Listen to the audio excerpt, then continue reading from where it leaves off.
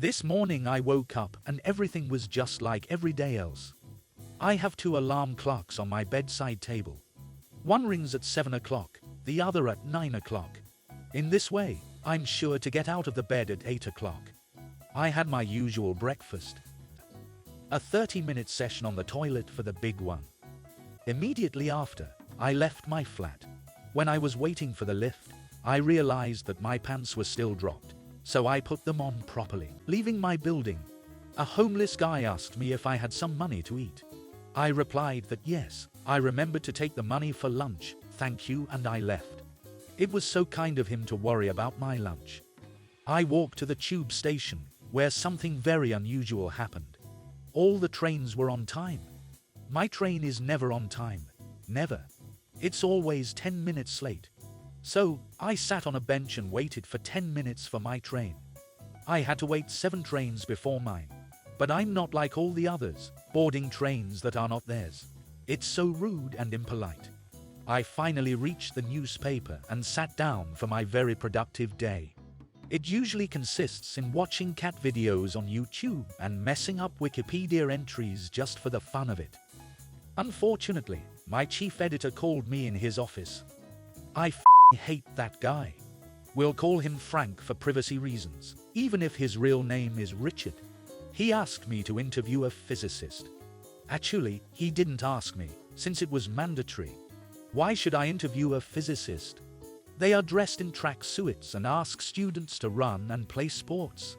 End of the story. It's boring. He told me that I'm an idiot, since I was thinking to a teacher of physical education. He explained to me what a physicist really does.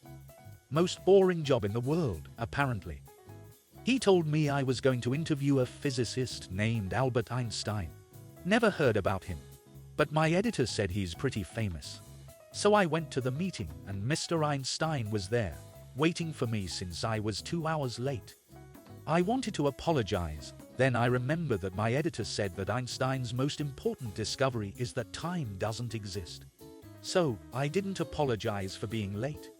What's follow is the conversation I had with this famous scientist. So they told me you're quite good at maths, innit? Yes, it is my strong point. I love mathematics, and I think it is very fascinating to understand how our universe works in terms of mathematical formula and equations. Let's start with the big one. The question everybody wants to ask you. The most important thing that we should address immediately. The big question that has made me famous. The meaning of E equals mc squared. Do you know what it means? It means energy equals mass. So I basically created the relationship between energy and matter, which is really fascinating to think about. I couldn't care less. Well then, what question is on the top of your head? What do you really want to know? I'm ready for your question. Who's better between you and Sheldon Cooper? Dr. Cooper is a fictional character, while my accomplishments are real. There are many similarities between the two of us, but I think that I can prove my superiority through my theories and accomplishments. Sounds a bit arrogant, mate. I have the right to brag about my accomplishments and discoveries. After all, many of my theories have revolutionized our understanding of the universe, and the special and general theories of relativity are the foundation upon which modern physics rests. So, what about Sheldon? What about him? He is a great scientist in his own way, and the same goes for me. We both have similar but different ways of approaching the universe. I'm a theoretical physicist, and he's an experimentalist. And the fact that we have our differences is what makes both of us strong. You're wrong. Dr. Cooper is a theoretical physicist. Ah yes, you are correct on that. Our work is very different, but it is still important. And the fact that we have different ways of understanding the universe and how the universe operates is a good thing. That's a very chicken shit answer, mate. And I need a bit of trash talk to write a clickbait title for the interview. This is the very basis of modern journalism. Come on. Everybody knows that. So, give me a bit of drama, please. Who do you think would win a math competition between you two? I would win, because I have a much better understanding of mathematics than Cooper. However, I think that Cooper would put up a good fight in a math competition. So you are saying you are perfect? Not at all, I am far from perfect. In fact, I think that I have many flaws, one of which is my arrogance, which you brought up earlier. However, I do think that when it comes to mathematics, my knowledge of the subject is much better than Cooper's. I wonder what Dr. Cooper would say. I'm fairly certain he would dispute my claims of superiority, and I imagine that we would get into a debate about whether I am a better mathematician than him. Could you please give me shorter answer? Otherwise it's very boring. I apologize if my answers are a bit long and wordy. I am used to writing out detailed explanations of my theories and discoveries. What's new in the field of physics?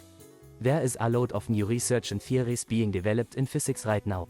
For example, there are theories about how the universe started, the Big Bang, and how it will end, the Big Crunch. There are new theories about how the laws of the universe work, and many other new and intriguing theories, like Schrödinger's cat. Whose cat? Schrödinger's cat is a theoretical experiment proposed by physicist Erwin Schrödinger in 1935. The experiment imagines a cat inside a closed box, with a vial of poison that is connected to a radioactive substance. The experiment claims that the cat would be both dead and alive until the box is opened. Wait a second.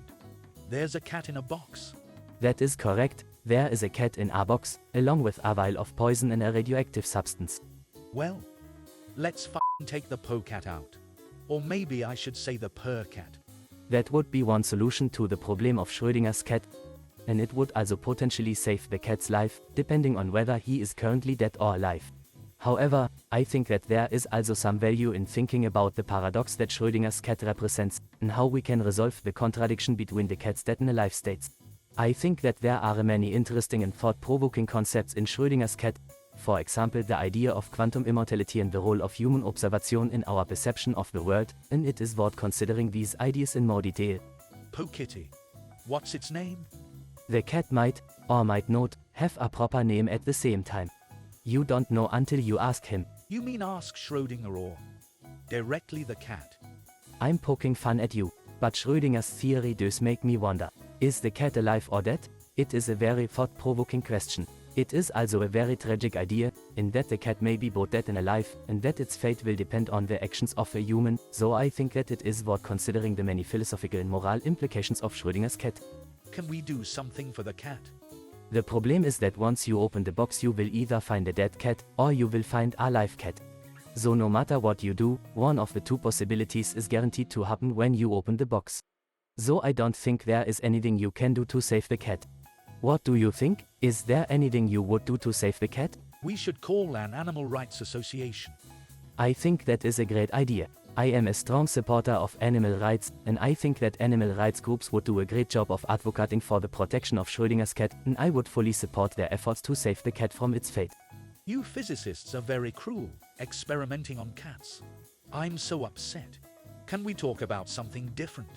Sure. Is it true that you said that time doesn't exist? It is indeed. The concept of time is something us humans created. Time doesn't exist, and time is something we have created to measure the duration between events in our universe.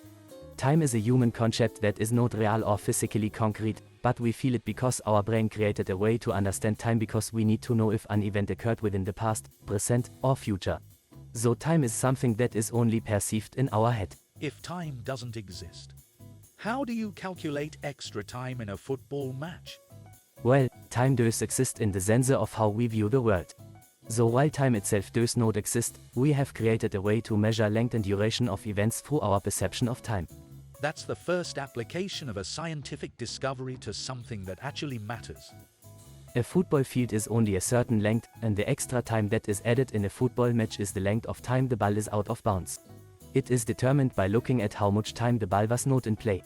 That is how extra time is calculated. I hope that answer works for you. If not, I will try to elaborate more. And suddenly, it's boring again.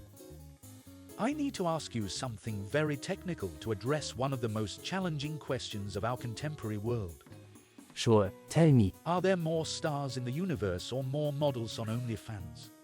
Everybody seems to have an account on that platform these days. I think that there are definitely more stars in the universe than there are models on OnlyFans. The universe is quite a big place. Quite a big place. That doesn't sound very scientific. I think that it is unlikely that there are that many models on OnlyFans. I think that there are definitely some very popular and successful models on OnlyFans, and there are many attractive and talented people on the site, but I think that the number of models on OnlyFans is a very small fraction of how many stars there are in the universe. My editor asked me to interview you about a book you are presenting. I am writing an autobiography that I plan to title My Life in Science and Math. I think that it will be a very interesting and insightful look into my life and my work, and I hope that it will inspire others to pursue their own interests in science and math. The book is still in the early stages of writing, but I hope to have it completed within the next few months. What's your favorite book? Oh, I don't read books. I feel the entire concept of books to be outdated. That is fair. I can understand why you would feel that way. Books are a very traditional form of media, and there are many other more contemporary media forms available today. However, I think that there is still something to be said for the value of books. For example, the ability to learn from and be inspired by the stories and ideas that they contain. I think that the stories of people's lives are as important as the stories behind scientific achievements. Both can provide valuable insight into human nature and our place in the world. Is being Albert Einstein better than being an average person? It has its ups and downs. There is a lot of pressure that comes with being Albert Einstein. I can't go anywhere without people recognizing me. It can be very exhausting, but it can be very rewarding to have people look to me as a role model and someone who can help them. Final question, Albert. Ask yourself a question and give yourself an answer. I would ask myself, what is my purpose in life? And I would answer that my purpose is to discover new knowledge about the universe and our place in it, and to pass on this knowledge to future generations, so that they can build on it and use it to make their own discoveries. Quite boring, Albert. But, quite frankly, I didn't expect anything different. I understand why you might think that's a boring question. It is a very philosophical and conceptual question. The interview is over. Thank you very much. See you in the next I one. think that it is a very important question, in that it helps me to understand what drives me and what I want to accomplish with my life, so I think that it is worth considering in more detail. But I can also see how